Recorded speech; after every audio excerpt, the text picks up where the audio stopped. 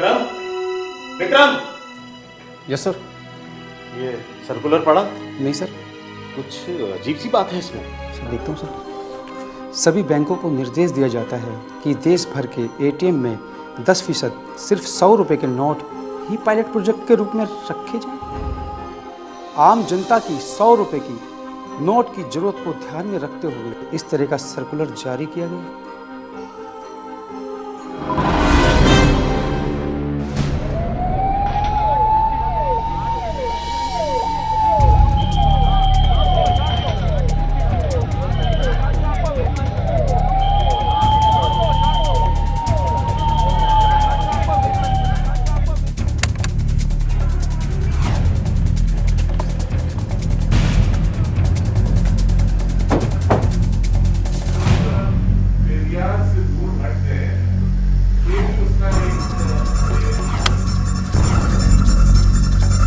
पता नहीं क्या बात है कि बुलाया क्या? सर प्लीज़ आप अपना फ़ोन यहीं छोड़ दें। क्यों? सर हमें ऊपर से इंस्ट्रक्शन है किसी का भी फ़ोन अंदर अलाउड नहीं है। पर क्यों? पता नहीं सर। ठीक है, ये लो। जाए। मेरे प्यारे देशवासियों, ये सब किस चीज की तैयारी हो रही थी? ऐसा क्या होने जा रहा था कि मीटिंग में घुसने से पहले सभी अधिकारियों और मंत्रियों के फोन बाहर रखवा दिए गए थे? होने जा रहा था एक बहुत बड़ा ऐलान, एक ऐसा ऐलान जिसके जारी होते ही 85% करेंसी गायब हो जाती। तो ऐलान ये था कि 8 नवंबर 2016 रात 12 बजे से 500 और 1000 के नोट लीगल टेंडर नहीं होंगे, यानी कि मध्य रात्रि से ये दोनों ही करेंसीज कानूनी तौर पर मान्य नहीं होंगे। मध्य रात्रि यानी 8 नवंबर 2016 की रात्रि को 12 बजे से वर्तमान में जारी 500 रुपए और 1000 रुपए के करेंसी नोट लीगल टेंडर नहीं रहेंगे। ये मुद्राएं कानूनन अमान्य होगी। इस फैसले से मानो देश में भूचाल सा आ गया। करीब 86% करेंसी बाजार से हट गए, जिसकी कुल कीमत 14 लाख करोड़ से भी ज्यादा थी। एक ऐसा देश जहां 95 से 98% कारोबार नकदी से चलता था। क्या यह फैसला अचानक में लिया गया? उधर मंत्री और आरबीआई के अधिकारी भी बैठक में ये बातें सुनकर हैरान हो रहे थे। लेकिन इस सब की शुरुआत कब और कैसे हुई? कहानी की शुरुआत करते हैं सोशल मीडिया के एक मैसेज से, जो 8 नवंबर 2016 को वायरल हो रहा था। यानी उसे बहुत लोग पढ़ रहे थे और उत्सुकतावश उसे आगे भी बढ़ा रहे थे। संजय, तुझे पता 2000 के नोट आने वाले हैं? क्या बात कर रही है? सोशल मीडिया पे कुछ भी है तुम लोग विश्वास कर लेते हो? मत मान, वायरल हो गया ये मैसेज। 8 नवंबर 2016 को सोशल मीडिया पर एक खबर वायरल हो रही थी, और वो थी 2000 के नोट को लेकर। आपका चैनल एबीपी न्यूज अपने कार्यक्रम वायरल सच में इस खबर की पड़ताल को लेकर जुट गया। मुझे दफ्तर से फोन आया कि 2000 के नए नोट की बात वायरल हो रही है। मुझसे कहा गया कि इस वायरल हो रहे मैसेज की सच्चाई का पता करें। इस बारे में सच्चाई जानने के लिए शाम 4 बजे मैंने वित्त मंत्री अरुण जेटली से पूछा, तो पहले तो वो मेरे सवाल को नजरअंदाज करते रहे, लेकिन बार बार पूछे जाने पर बस उन्होंने इतना ही कहा कि ऐसे मैसेज कहां से ले आते हो। अरे छोड़ो यार, न जाने कहां से ऐसे मैसेज ले आते हो। उधर दोपहर में जब रिजर्व बैंक के अधिकारियों से मैसेज के बारे में जानना चाहा, तो उन्होंने ना तो इसका खंडन किया और ना ही पुष्टि। कैसी बात कर रहे हैं आप? ये सब झूठ है। फेसबुक की दुनिया में आजकल बैगनी और सफेद रंग की गड्डियों की चर्चा हो रही है। ये 2000 रुपए के नोटों की गड्डी है। इस तस्वीर के सहारे दावा किया जा रहा है कि जल्द ही बाजार में 2000 रुपए का नोट आने वाला है। लेकिन नोट के बाजार में आने से पहले ही ये सोशल मीडिया पर लीक हो चुका है। कुल 4 तस्वीरें वायरल हो रही हैं। 2000 रुपए का ये नोट 1000 रुपए के नोट से सिर्फ रंग में अलग नहीं है, ये थोड़ा लंबा भी दिखाई देता है। इन तस्वीरों को शेयर करने वाले लोग लिख रहे हैं कि रिजर्व बैंक ऑफ इंडिया जल्द ही 2000 का नोट जारी करने वाला है। लेकिन जब एबीपी न्यूज ने वित्त मंत्रालय से इस खबर के बारे में पूछा तो वित्त मंत्रालय ने इसकी पुष्टि नहीं की। पड़ताल में भी पता चला कि आरबीआई की अलग अलग शाखाओं में नोट भेज दिए गए हैं और एक ही दिन देश भर में 2000 रुपए के नोट जारी किए जाएंगे, लेकिन अभी तारीख तय नहीं है। मतलब नोट आ रहे हैं ये सच है, लेकिन नोट की तस्वीर यही है या नहीं है इसकी पुष्टि नहीं हुई। इसलिए हमारी पड़ताल में 2000 रुपए के नोट वाली खबर आधा सच साबित हुई है।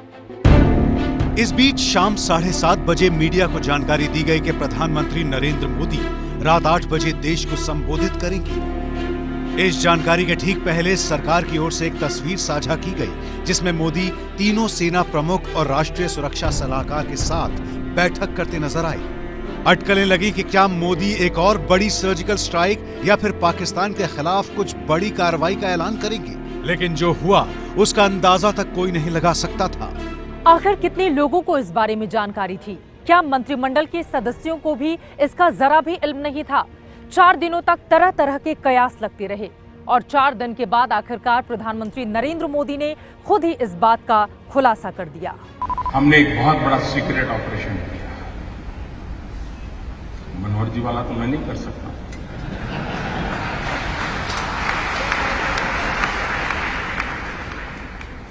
दस महीने से काम पे लगा रहा, एक छोटी विश्वस्त टोली बनाई, क्योंकि इतनी नई नोटें छापना, नोटें पहुंचाना बड़ा कठिन, चीजें छिपाना बड़ा सीक्रेट रखना, वरना ये लोग ऐसे होते हैं साहब, पता चल जाए तो साहब अपना कर लेंगे। और 8 तारीख रात 8 बजे देश का सितारा चमकाने के लिए एक नया कदम उठा दिया। आखिरकार इस छोटी सी टोली में कौन कौन से लोग शामिल थे, जिसका इशारा प्रधानमंत्री नरेंद्र मोदी कर रहे हैं? सूत्रों की माने तो करीब 10 लोग इस टोली में शामिल थे या फिर जिन्हें नोटबंदी की जानकारी थी। खुद प्रधानमंत्री मोदी के अलावा वित्त मंत्री अरुण जेटली और उस समय के रिजर्व बैंक के गवर्नर रघुराम राजन इस टोली के मुख्य अंग थे। इन तीनों के अलावा अफसरशाही की अगुवाई प्रधानमंत्री के प्रधान सचिव नृपेंद्र मिश्रा कर रहे थे। उनके साथ जिम्मेदारी निभा रहे थे अतिरिक्त प्रमुख सचिव प्रशांत कुमार मिश्रा। टीम के 6ठे सदस्य थे वित्त सचिव अशोक लवासा। 7वें सदस्य थे आर्थिक मामलों के सचिव शक्तिकांत दास। इस टीम के 8वें सदस्य थे वित्त मंत्रालय में करेंसी के प्रभारी और संयुक्त सचिव सौरभ गर्ग। सूत्रों की माने तो रिजर्व बैंक के तत्कालीन गवर्नर रघुराम राजन इस योजना के कुछ ही हिस्से से वाकिफ थे। अलबत्ता डिप्टी गवर्नर आर गांधी शुरू से ही योजना में जुड़े रहे।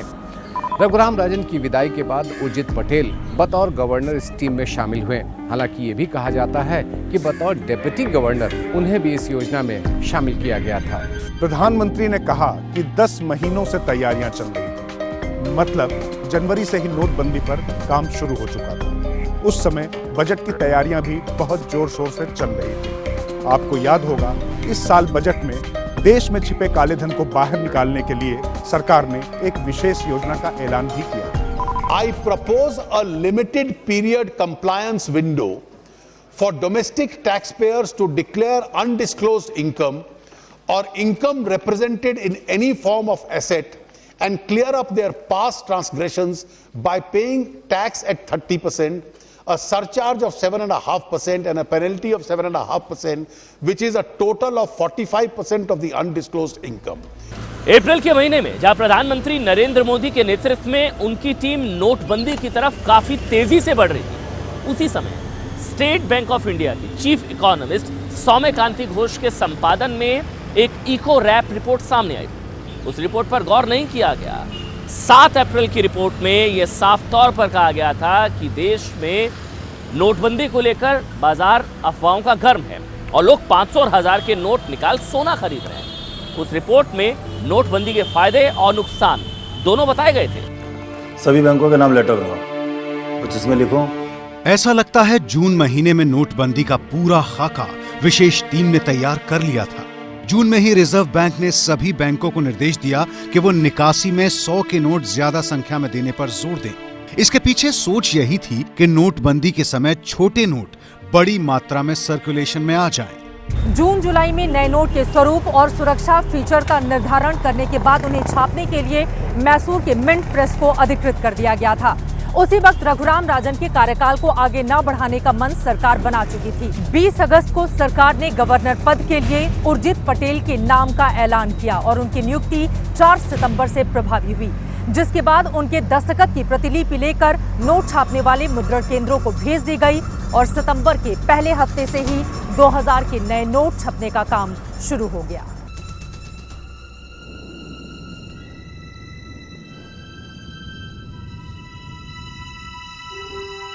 Vikram, Vikram, yes sir.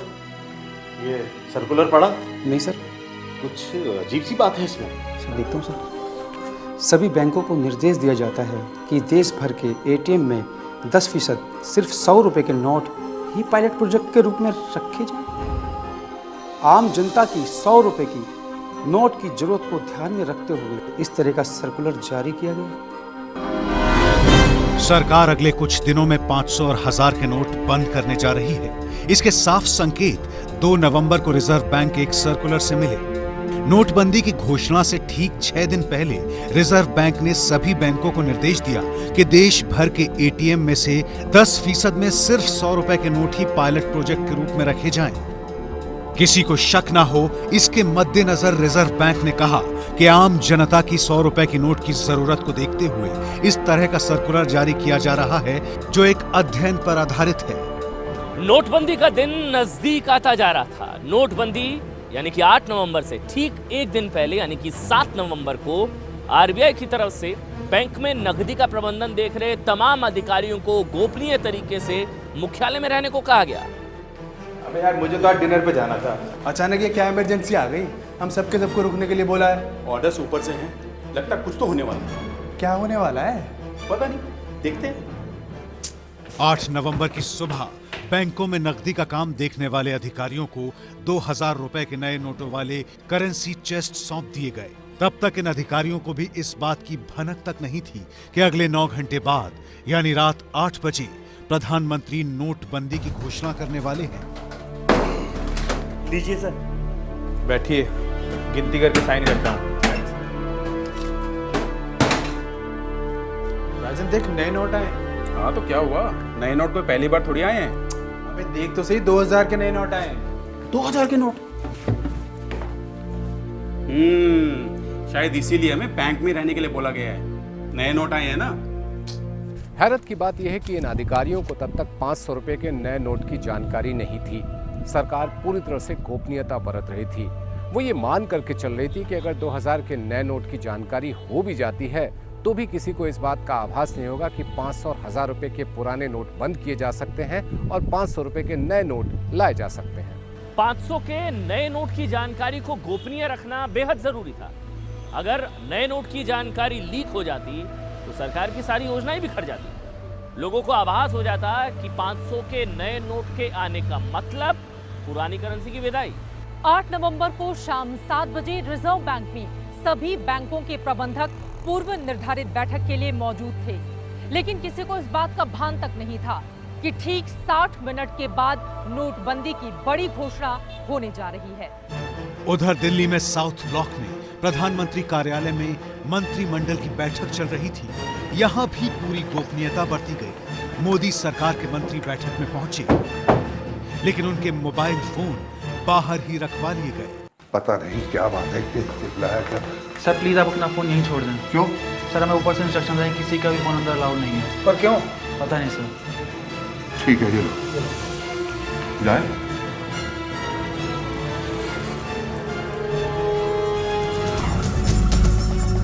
मेरे प्यारे देशवासियों, इस बीच देश के नाम प्रधानमंत्री का संबोधन रिकॉर्ड हो चुका था। प्रधानमंत्री मोदी मंत्रिमंडल की बैठक के बाद राष्ट्रपति प्रणब मुखर्जी से मिलने और उन्हें नोटबंदी के बारे में जानकारी देने पहुंचे, लेकिन प्रधानमंत्री कार्यालय से बाहर निकलने की इजाजत मंत्रियों को नहीं दी गई। देश के नाम प्रधानमंत्री का संबोधन पूरा होने के बाद ही वे बाहर निकल सके। मध्यरात्रि यानी 8 नवंबर 2016 कि रात्रि को 12 बजे से वर्तमान में जारी 500 रुपए और 1000 रुपए के करेंसी नोट लीगल टेंडर नहीं रहेंगे। ये मुद्राएं कानूनन अमान्य होगी।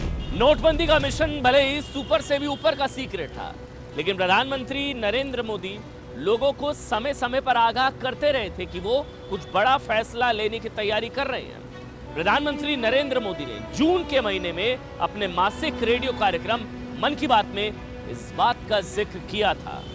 सरकार ने 30 सितंबर तक अघोषित आय को घोषित करने के लिए विशेष सुविधा देश के सामने प्रस्तुत की है। जुर्माना दे करके हम अनेक प्रकार के बोझ से मुक्त हो सकते हैं। मैंने ये भी वादा किया है कि स्वेच्छा से जो अपने मिल्कत के संबंध में, अघोषित आय के संबंध में सरकार को अपनी जानकारी दे देंगे तो सरकार किसी भी प्रकार की जांच नहीं करेगी। इतना धन कहां से आया, कैसे आया, एक बार भी पूछा नहीं जाएगा। और इसलिए मैं कहता हूं कि एक अच्छा मौका है कि आप एक पारदर्शी व्यवस्था का हिस्सा बन जाइए। साथ साथ मैं देशवासियों को कहना भी चाहता हूं कि 30 सितंबर तक की ये योजना, इसको एक आखिरी मौका मान लीजिए। मैंने बीच में हमारे सांसदों को भी कहा था कि 30 सितंबर के बाद अगर किसी नागरिक को तकलीफ हो, जो सरकारी नियमों से जुड़ना नहीं चाहता है, तो उनकी कोई मदद नहीं हो सकेगी। मैं देशवासियों को भी कहना चाहता हूं कि हम 30 सितंबर के बाद ऐसा कुछ भी न हो जिससे आपको कोई तकलीफ हो। इसलिए भी मैं कहता हूं अच्छा होगा 30 सितंबर के पहले आप इस व्यवस्था का लाभ उठाएं और 30 सितंबर के बाद संभावित तकलीफों से अपने आप को बचा लें। लेकिन सबसे बड़ा इशारा बड़ोदरा की एक जनसभा से मिला, जहां पर उन्होंने इस मुहिम को सर्जिकल स्ट्राइक से जोड़ दिया। हिंदुस्तान में આવી યોજનાઓ પહેલા પણ આવી હતી। આ સરકારની વિશ્વસનીયતાને કારણે 65,000 કરોડ રૂપિયાનું કાળું નાણું ટેક્સ ચૂકવીને મુખ્ય ધારામાં આવ્યું। 65,000 કરોડ। आप विचार करो, 36,000 करोड़ लीक થતા હતા, કોકના ખિસ્સામાં જતા હતા। એ રૂપિયા સાચા માણસને પહોંચે એમાં 36,000 કરોડ અને કાળા નાણામાંથી 65,000 કરોડ લગભગ થયા 1,00,000 કરોડ રૂપિયા। અને આ 1,00,000 કરોડ પણ હજુ કોઈ સર્જિકલ સ્ટ્રાઇક કરી નથી કર્યું ને।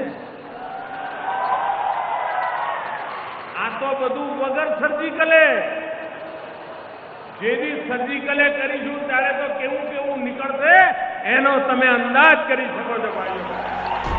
इस फैसले से जनता को काफी तकलीफ उठानी पड़ रही थी। बैंक्स के बाहर लंबी कतारें देखने को मिल रही थी। एटीएम्स के बाहर लोग काफी लंबे समय तक लाइन में खड़े नजर आए। सुबह 4 बजे लाइन में लग रहे थे और देर रात तक वो लोग लाइन में खड़े नजर आए। शनिवार और रविवार को भी बैंकों में काम शुरू हुआ, लेकिन ये सब कुछ प्रधानमंत्री देख रहे थे। प्रधानमंत्री ने आखिरकार जनता से 50 दिन, सिर्फ 50 दिन देने की भावुक अपील की। भाइयों बहनों, मैंने सिर्फ देश से 50 दिन मांगे हैं। 50 दिन, 30 दिसंबर तक मुझे मौका दीजिए मेरे भाइयों।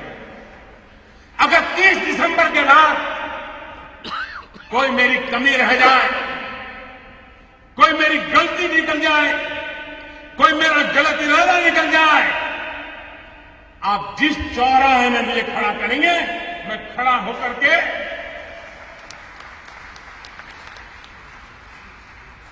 देश जो सजा करेगा वो सजा भुगतने के लिए तैयार है।